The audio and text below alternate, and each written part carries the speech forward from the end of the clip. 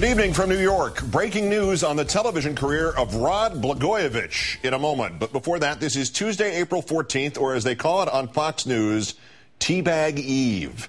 We do have complete teabag coverage tonight, but we're going to save it for later. First, in our fifth story, taxes, spending, and the economy. Today, the president gave the country an Economics 101 lesson about how we got here and where we're going, and in very simple terms, understandable even by those teabaggers who kept their mouths shut for 8 years of draining government coffers, only to discover anti-deficit activism in the last 3 months. He explained why the country has to increase spending now. To begin with, economists on both the left and the right agree that the last thing a government should do in the middle of a recession is to cut back on spending. If every family in America, if every business in America cuts back all at once, then no one is spending any money, which means there are no customers, which means there are more layoffs, which means that the economy gets even worse.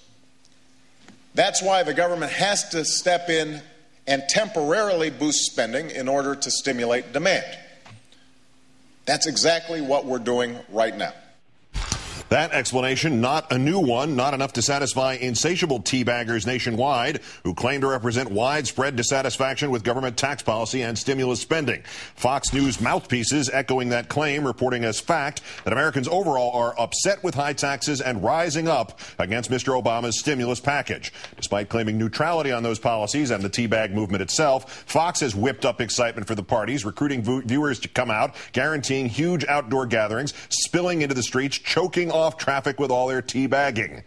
Nor is Fox alone. Republican talking heads like former House Speaker Newt Gingrich have pushed their own vision of teabagging down the throats of the original teabaggers, who were in fact libertarian supporters of Ron Paul. Cincinnati teabaggers down in the mouth about taxes got a Boehner endorsement from the House Minority Leader.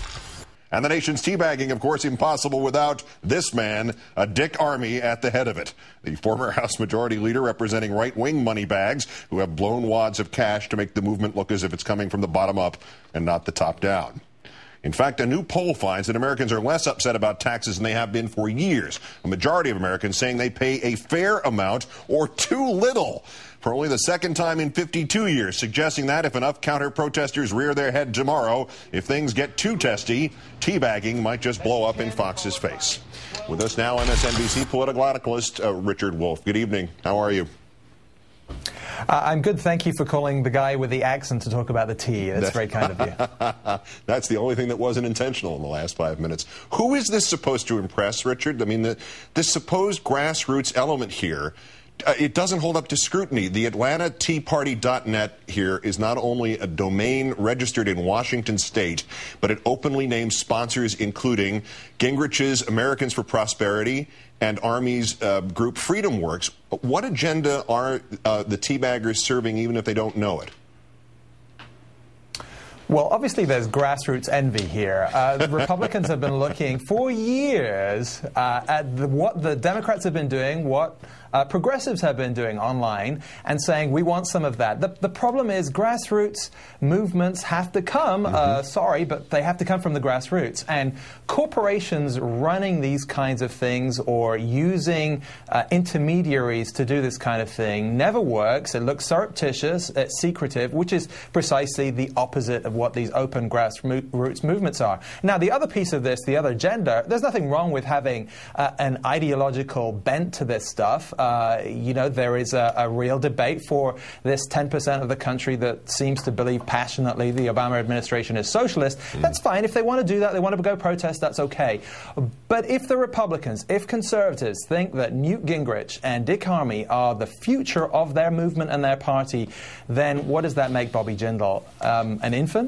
What are we going to see tomorrow, Richard? I mean, Fox News can't keep its mouth shut about teabagging. It's claiming all of America is worked up about this. What happens if we don't see millions of people on the streets or at least on TV tomorrow?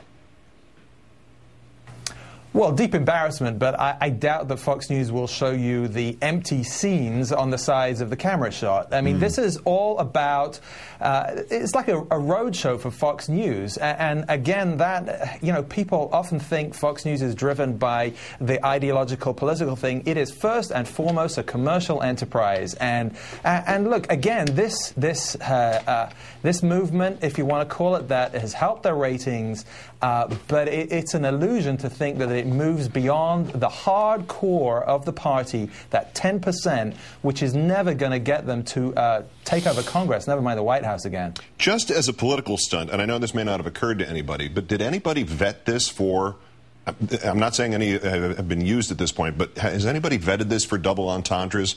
I mean, you've got, Dick Armey teabagging the nation. Are we sure Howard Stern is not behind this? I thought we were talking about Earl Grey tea here. Thank you. I mean, the response would be one lump or two. No, I don't think there is. I don't think there is any vetting going on. This is people power, Keith. We have some tape coming up, in fact, a lot of it, about Fox, as it's denying that it's promoted any of this, actually promoting this, despite that claim of neutrality. But right now, what we've got here is a Fox email that went out that not only celebrates this, but it has very clear non-neutral policy advocacy at the bottom there, no to more taxes. What happens if this turns out to be the farce that many would expect it's likely to be? I mean, the numbers are probably going to be way less than anybody suggests, or at least anybody at Fox has suggested. What happened? I mean, you can't get away with negative feedback, false feedback forever, can you? You can't just take a crowd shot showing 3 guys and saying there were 3 million.